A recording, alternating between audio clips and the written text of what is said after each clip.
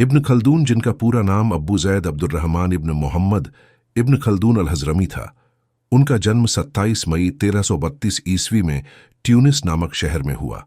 उनका परिवार मूल रूप से अंदलुस यानी मुस्लिम स्पेन से जुड़ा हुआ था, जहां मुसलमानों ने सदियों तक एक शानदार सभ्यता और शासन स्थापित किया था। लेकिन जब स्पेन में इस्लामी शासन कमजोर हुआ तो उनके पूर्वज उत्तर अफ्रीका आ गए और वहीं बस गए। इब्न खल्दून का परिवार विद्या, सम्मान और धार्मिकता के लिए प्रसिद्ध था। उनके पिता धर्मपरायण और ज्ञानप्रिय व्यक्ति थे, जिन्होंने बचपन से ही उन्हें कुरान, हदीस, फिक्ह और अरबी साहित्य की शिक्षा दी। बचपन से ही इब्न खल्दून में ज्ञान की प्यास बहुत गहरी थी। यही कारण था कि उन्होंने न केवल धार्मिक शिक्षा ली, बल्कि दर्शन, तर्कशास्त्र, गणित, इतिहास और राजनीति जैसे विषयों में भी गहरी रुचि ली और अद्भुत समझ विकसित की। शिक्षा पूरी करने के बाद उन्होंने युवावस्था में राजनीति की दुनिया में कदम रखा और अलग अलग सुल्तानों और राज दरबारों से उनका संबंध बना। कभी उन्हें ऊंचे पद मिले तो कभी राजनीतिक साजिशों की वजह से कैद और कठिनाइयां भी झेलनी पड़ी। इब्न खल्दून ने जीवन के उतार चढ़ाव में कभी हार नहीं मानी, बल्कि हर अनुभव को सीख और सबक बनाया। उन्होंने मोरक्को, अल्जीरिया, स्पेन और मिस्र तक की यात्राएं की। इन यात्राओं ने उनकी सोच को और गहरा बना दिया। उन्होंने अपनी आंखों से देखा कि किस तरह कोई कौम मेहनत, न्याय और एकता के सहारे उभरती है और किस तरह आलस्य, अन्याय और आपसी फूट से गिर जाती है। यही तजुर्बे आगे चलकर उनकी महान किताब अल मुक़द्दिमा की बुनियाद बने। जीवन के अंतिम वर्षों में इब्न खल्दून मिस्र पहुंचे, जहां उनका जीवन स्थिर हुआ। काहिरा उस समय ज्ञान और सभ्यता का बहुत बड़ा केंद्र था। यहां उन्हें कहाजी यानी जज का पद मिला और वे अल अजहर विश्वविद्यालय में अध्यापन करने लगे। उनकी विद्वत्ता इतनी मशहूर हुई कि तैमूर लंग जैसा महान विजेता भी उनसे मिलने को उत्सुक हुआ। इतिहास में दर्ज है कि जब तैमूर लंग ने दमिश्क पर चढ़ाई की तो इब्न खल्दून उससे मिलने गए और उससे लंबे समय तक बातचीत की। इब्न खल्दून का निधन 17 मार्च 1406 ईस्वी को काहिरा में हुआ। उस समय उनकी आयु 73 वर्ष थी। उन्हें वहीं दफनाया गया और उनका नाम आज भी दुनिया के महानतम विद्वानों और विचारकों में लिया जाता है। इब्न खल्दून की सबसे महान और अमर कृति का नाम है अल मुक़द्दिमा, जिसका अर्थ होता है प्रस्तावना या भूमिका।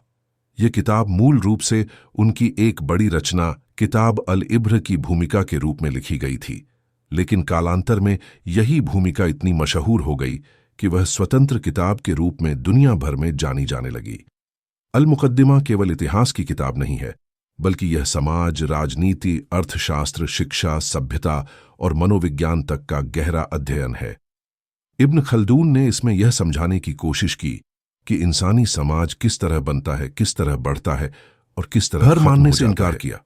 और उन्होंने इतिहास को केवल घटनाओं को समझने के लिए हमें सामाजिक, आर्थिक और राजनीतिक कारणों को भी देखना चाहिए। यही कारण है कि उन्हें कई विद्वान आधुनिक समाजशास्त्र का संस्थापक कहते हैं। इस किताब में उनका सबसे मशहूर विचार है असबिया, यानी सामाजिक एकता या समूह भावना। इब्न खल्दून का मानना था कि जब कोई कौम या समाज एकजुट होता है तो उसमें ताकत आती है और वह उन्नति करता है, लेकिन जब वह एकता खो देता है और आलस्य व विलासिता में डूब जाता है तो उसका पतन शुरू हो जाता है। यह विचार इतना गहरा था कि बाद के कई यूरोपीय और अरबी विद्वानों ने इसे आगे बढ़ाया और इसे समाज और राजनीति को समझ कला और विलासिता में आगे बढ़ती है, और अंत में जब न्याय और मेहनत गायब हो जाते हैं तो पतन शुरू हो जाता है। इस तरह उन्होंने सभ्यताओं के उत्थान और पतन का एक वैज्ञानिक मॉडल प्रस्तुत किया। अल मुक़द्दिमा में इब्न खल्दून ने शिक्षा के महत्व पर भी चर्चा की। उनका मानना था कि शिक्षा केवल रट्टा मारने का नाम नहीं है, बल्कि यह इंसान की सोच और समझ को विकसित करने का साधन है। उन्होंने अर्थशास्त्र पर भी गहरी बातें की।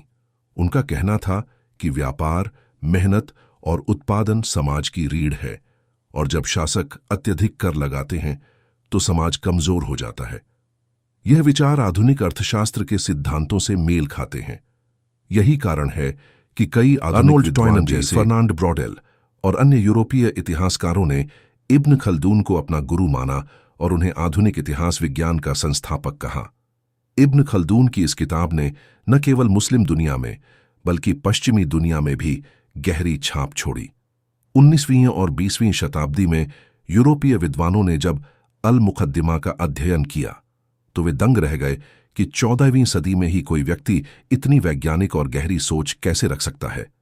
आज भी अल मुकद्दिमा को समाजशास्त्र, अर्थशास्त्र और इतिहास की पढ़ाई में आधारभूत ग्रंथ के रूप में पढ़ाया जाता है। इब्न खल्दून केवल एक महान विद्वान और दार्शनिक ही नहीं थे, बल्कि वे राजनीति और सत्ता के उतार चढ़ाव का भी प्रत्यक्ष अनुभव रखने वाले व्यक्ति थे।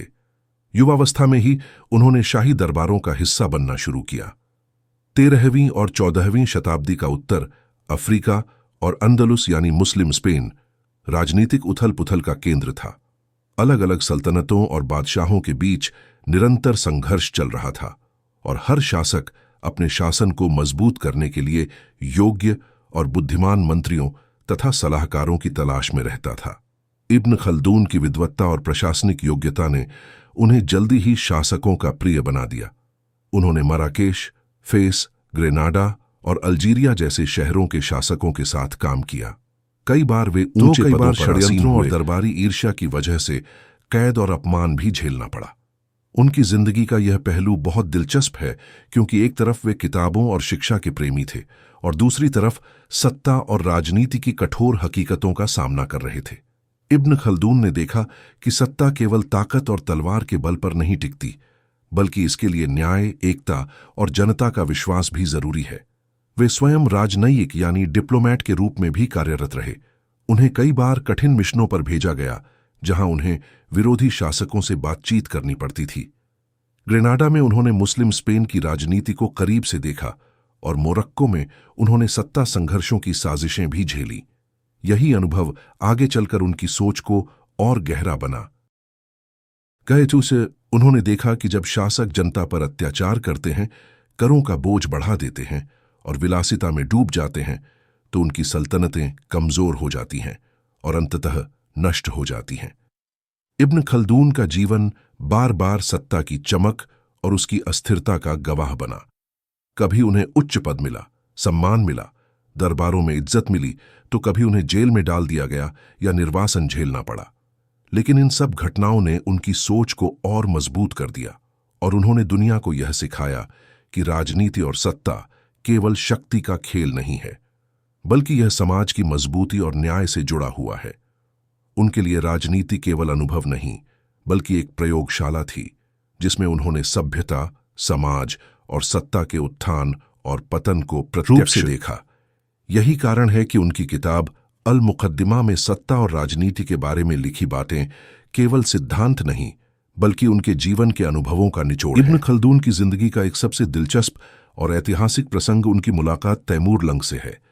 तैमूर लंग, जिसे तैमूर या तैमूर ए लंग भी कहा जाता है, 14वीं सदी का सबसे बड़ा विजेता था जिसने मध्य एशिया से लेकर भारत, फारस और शाम तक खून और आग की नदियां बहा दी। उसका नाम सुनते ही दुनिया के बड़े बड़े शासक कांप उठते थे। इब्न खल्दून उस दौर में मिस्र में रह रहे थे और काहिरा में काजी यानी जज के पद पर थे। जब तैमूर लंग ने 1401 ईस्वी में दमिश्क यानी सीरिया की राजधानी पर हमला किया तो पूरा इलाका दहशत में था। मिस्र का शासक उस समय मामलुक सल्तनत का सुल्तान नासिर फरज था। उसने इब्न खल्दून को अपने प्रतिनिधि के रूप में तैमूर लंग से बातचीत करने के लिए भेजा। यह मिशन बेहद खतरनाक था क्योंकि तैमूर लंग अपने दुश्मनों पर कोई रहम नहीं करता था, लेकिन इब्न खल्दून ने साहस दिखाया और उनसे मिलने चले गए। कहा जाता है कि इब्न खल्दून और तैमूर लंग के बीच कई दिन तक लंबी बातचीत हुई। तैमूर लंग इब्न खल्दून की विद्वत्ता और गहरी सोच से बहुत प्रभावित हुआ। इब्न खल्दून ने उससे राजनीति, समाज और इतिहास के बारे में बातें की और यह भी बताया कि किस तरह सभ्यताएं बनती और बिगड़ती हैं। तैमूर लंग जैसा खूंखार शासक भी उनकी बुद्धिमत्ता का कायल हो गया और उसने उनका बहुत सम्मान किया। इस मुलाकात का प्रभाव यह हुआ कि इब्न खल्दून ने तैमूर लंग को केवल इंसान के रूप में भी समझने की कोशिश की, बल्कि उन्होंने देखा कि चाहे शासक कितना भी शक्तिशाली क्यों ना हो, वह भी इतिहास के नियमों से बच नहीं सकता। तैमूर लंग की फौजें जितनी भी ताकतवर थीं, वे भी एक दिन उसी पतन का शिकार होंगी जिसका सिद्धांत उन्होंने अल मुकद्दिमा में लिखा था। यह मुलाकात इब्न खल्दून के जीवन की गवाही है कि उनकी विद्वत्ता सिर्फ किताबों तक सीमित नहीं थी, बल्कि दुनिया के सबसे बड़े और सबसे निर्दयी शासकों को भी प्रभावित करने वाली थी। इस प्रसंग से यह भी साबित होता है कि ज्ञान की शक्ति तलवार से कहीं अधिक है। तैमूर लंग लाखों तलवारों और फौजों का मालिक था, लेकिन इब्न खल्दून अपनी कलम और बुद्धि के बल पर उसके सामने दिल और दिमाग और जीत लिया। यही वजह है कि इतिहासकार इस मुलाकात को केवल एक राजनयिक घटना नहीं मानते, बल्कि इसे दो महान शख्सियतों की टकराहट और संवाद के रूप में देखते हैं, जिसमें तलवार और ज्ञान आमने सामने आए और ज्ञान की रोशनी ने तलवार की धार को भी प्रभावित कर लिया। इब्न खल्दून का जीवन उतार चढ़ाव और अनुभवों से भरा हुआ था। राजनीतिक संघर्ष, कैद, निर्वासन, यात्राएं और शाही दरबारों के उतार चढ़ाव देखने के बाद जब वे मिस्र पहुंचे तो उनकी जिंदगी को अपेक्षाकृत स्थिरता मिली। काहिरा उस समय इस्लामी दुनिया का एक महान केंद्र था, जहां विद्या, संस्कृति और राजनीति की गूंज थी। यहां उन्हें काजी यानी न्यायाधीश का पद मिला और उन्होंने अपनी गहरी न्यायप्रियता और विद्वत्ता से लोगों का विश्वास जीता। वे अल अजहर विश्वविद्यालय जैसे प्रतिष्ठित संस्थान में भी अध्यापन करते रहे, जहां सैकड़ों विद्यार्थी उनसे शिक्षा लेने आते थे। का जीवन अनुभव उन्हें औरों से अलग बनाता था, क्योंकि वे केवल किताबों के विद्वान नहीं थे, बल्कि उन्होंने राजनीति, समाज और इतिहास को प्रत्यक्ष रूप से जिया था। यही कारण है कि उनकी बातों में गहराई, यथार्थ और दूरदर्शिता साफ दिखाई देती थी। उनकी विद्वत्ता की इतनी ख्याति हुई कि मिस्र और बाहर की दुनिया तक उनका नाम पहुंच गया। उन्होंने अपनी महान कृति अल मुकद्दिमा में जो विचार रखे थे, उन्हें पढ़ने वाले लोग उन्हें एक भविष्य द्रष्टा मानते थे। उनके अंतिम वर्षों में वे अक्सर न्याय और अध्यापन के कार्यों में लगे रहते थे, अपने लिखे हुए विचारों को व्यवस्थित करते रहते थे। 17 मार्च 1406 ईस्वी को काहिरा में इब्न खल्दून ने अंतिम सांस ली। उस समय उनकी आयु 73 वर्ष थी। उन्हें वहीं दफनाया गया और उनकी मृत्यु के बाद भी उनका नाम और उनके विचार जीवित रहे। उनकी विरासत इतनी गहरी है कि आज उन्हें न केवल इस्लामी दुनिया का, बल्कि पूरी मानव सभ्यता का एक महान चिंतक माना जाता है। यूरोपीय विद्वानों ने उन्हें समाजशास्त्र का संस्थापक कहा और अर्थशास्त्र तथा इतिहास के क्षेत्र में भी उन्हें अग्रणी माना। उनके विचारों ने आधुनिक समाज विज्ञान, राजनीति शास्त्र और अर्थशास्त्र की नींव रखने में अहम योगदान दिया। इतिहास को केवल घटनाओं की सूची नहीं मानते, बल्कि उसे समाज, अर्थव्यवस्था और संस्कृति के आपसी संबंधों से समझते हैं, तो उसमें इब्न खल्दून की झलक साफ दिखाई देती है। उनकी असबिया की अवधारणा यानी सामाजिक एकता आज भी उतनी ही प्रासंगिक है जितनी उनके समय में थी। उनकी यह शिक्षा कि एकता, मेहनत और न्याय के सहारे सभ्यताएं ऊंचाई पाती हैं और आलस्य, अन्याय और विलासिता से पतन को प्राप्त होती है, आज भी दुनिया भर के समाजों और शासकों के लिए मार्गदर्शन है।